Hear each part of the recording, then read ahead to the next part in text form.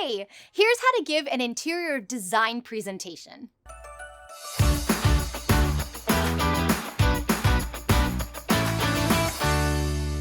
The first thing you gotta do is know what the goal is for the meeting. Usually, the goal of a meeting is to get the client to make decisions right then and there. The faster they make decisions, the faster you're able to move. By the way, the faster you're able to move, the more profits you're able to make. And who doesn't want that? So how do you get the client to make quick decisions? The next things we're gonna talk about have that in mind. You have to show the client how everything that you're presenting to them are things they want, they asked for, are in line with their vision for the space. So if you're talking about how you're showing them the color blue, you might not wanna say, I chose a blue I think is pretty. You might want to say, here's a blue that I know you would love because since you love calming things, this particular shade of blue evokes calming in spaces. Can you see how that subtle shift in language can get them to be like, oh, well then I have to pick that. So the next thing is show as much information as you can about each individual decision point. Like for example, show samples of materials, show lead times, show pricing information. The more understanding a person has about a decision, the more empowered they are to make that decision. The next thing is similar but different, and I want you to hear this. Show how everything relates to the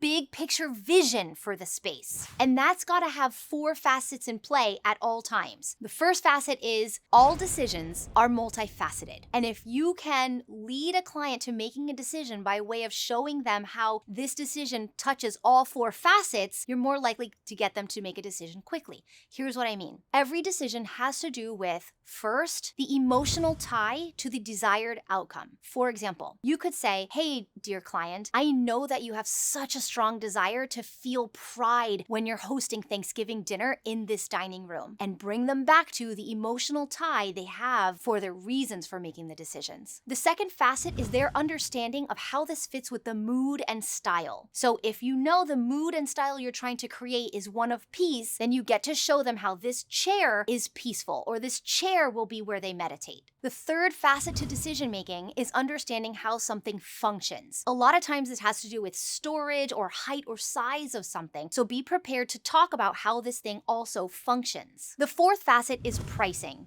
and as it relates to understanding the big picture, remind them that if the budget is X, all of the things that you're gonna look at today fit into that overall budget, so you can feel graceful and easy making decisions that everything that you pick will fit that number. The final thing to consider when making a presentation, I think is a little obvious, is why I saved it to the end, and that is make sure that everything you're presenting is graphically beautiful and graphically fits your brand. And small tip, make sure everything is big enough to see. I've had so many times where I've made something and then a client's like, hold on, let me go get my glasses. You know, this kind of thing. And I'm like, oh my gosh, why didn't I print this bigger? So just like a little pro tip, print things a little bigger than you think. Let me know in the comments below which one of these you're gonna put in action first. And you know that I'm gonna remind you to please like and subscribe.